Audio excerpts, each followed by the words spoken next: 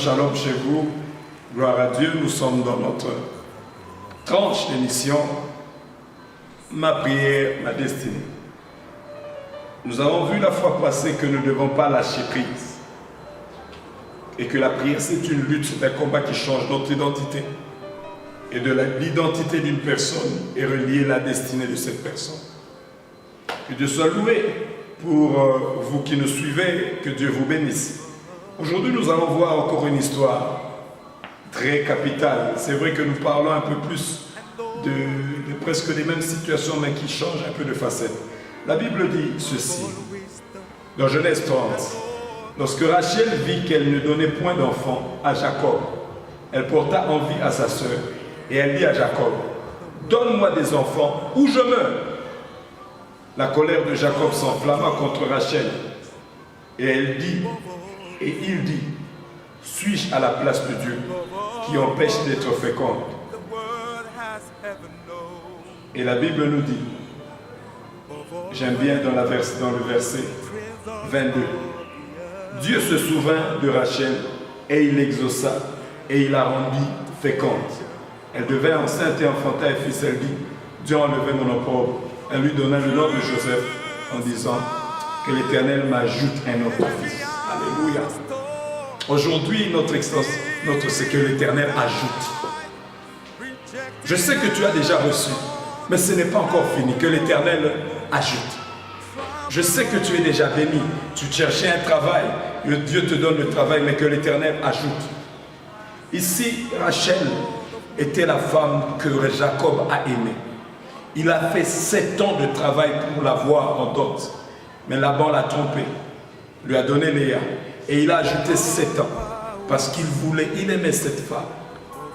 D'un amour sincère et d'un amour parce qu'il avait vu Rachel. La Bible dit que Rachel était belle de visage et belle de taille. Il aimait Rachel. Mais voyons que Rachel, la Bible dit, lorsque Rachel vit, c'est là, Rachel ne vivait pas par la foi, mais elle vivait par la vue. Elle a vu qu'elle n'enfantait pas. Et elle est allée chez l'homme. Elle dit, donne-moi des enfants ou je meurs. Mais Jacob s'étonne et dit, non. Il est vrai que votre père Laban est occultiste. Mais quand même dans cette famille, on connaît l'histoire d'un Dieu. Suis-je à la place de Dieu qui donne des enfants? Elle va regarder à l'homme. Pourquoi? Parce que Rachel vit. Quand tu vois, c'est-à-dire elle regarde, voir avec ses sens. Elle regardait avec sa vue et elle est allée auprès de l'homme. Elle a dit, donne-moi des enfants. Jacob lui a dit, c'est pas moi qui donne des enfants. J'ai fait tout avec toi. Là, ils étaient déjà, je crois, même à plus de 10 ans de mariage. Parce que déjà, l'autre avait déjà beaucoup d'enfants. Même plus de 10 ans, ils étaient à 13, 14, je ne sais plus combien d'années, mais c'était beaucoup. Mais voilà qu'elle se tournait cet homme. L'homme s'est fâché. Elle a continué, elle a donné ses servantes. Mais la Bible dit, et Dieu se souvint de Rachel, et Dieu l'exauça. Or, nous savons que l'exaucement n'est que la conséquence d'une prière. Donc, nous pouvons conclure, nous pouvons déduire que Rachel a détourné son regard de Jacob, mais a commencé à regarder Dieu.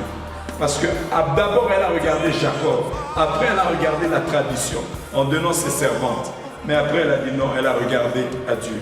Et quand Dieu se souvient de beaucoup de choses. Dieu se souvient d'abord de sa parole, de ce qu'il avait dit envers une personne. Dieu se souvient de son projet, de son plan lui-même qu'il avait fait dans sa souveraineté. 3, Dieu peut se souvenir d'un acte qui a été commis, qui a été dans sa faveur, qui l'a marqué, et il peut se souvenir de ça. Mais ici, Dieu peut se souvenir aussi d'une prière faite. N'oublions pas que Dieu se souvint de Anne, et elle devait faire quoi? Parce que Anne avait prié. Et ici aussi, Dieu s'est souvenu de cette prière que Rachel avait faite. Elle a regardé maintenant à Dieu. Elle n'a pas dit à Dieu, donne-moi des enfants, je meurs. Non. Elle a commencé à regarder auprès de Dieu. Elle a commencé à regarder auprès de Dieu. La prière, comme je l'avais dit, nous aurons des définitions. La prière n'est autre que enlever les regards vers les hommes et les regarder vers Dieu et s'attendre à Dieu. C'est ça la prière. La Bible dit que Rachel vit et Rachel demanda à l'homme.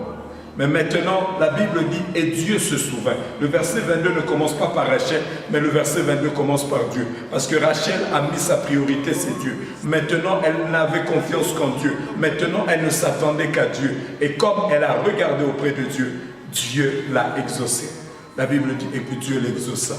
Et elle enfanta un garçon. Elle enfanta. Et elle a dit, Dieu a enlevé. Bien aimé, la prière, quand tu enlèves les yeux vers l'homme et que tu tournes vers Dieu, tu pries. Mais Dieu va enlever une chose dans ta vie. Dieu va ôter une chose et il va donner quelque chose qui vient de toi. En d'autres termes, la prière qui change la destinée, c'est une prière qui prend des choses divines, te donne et t'enlève ce qui est humain. L'opprobre est humain, mais l'exaucement est divin. Il a dit maintenant Dieu a enlevé la honte. Je prie que Dieu enlève la honte de notre pays, le Congo.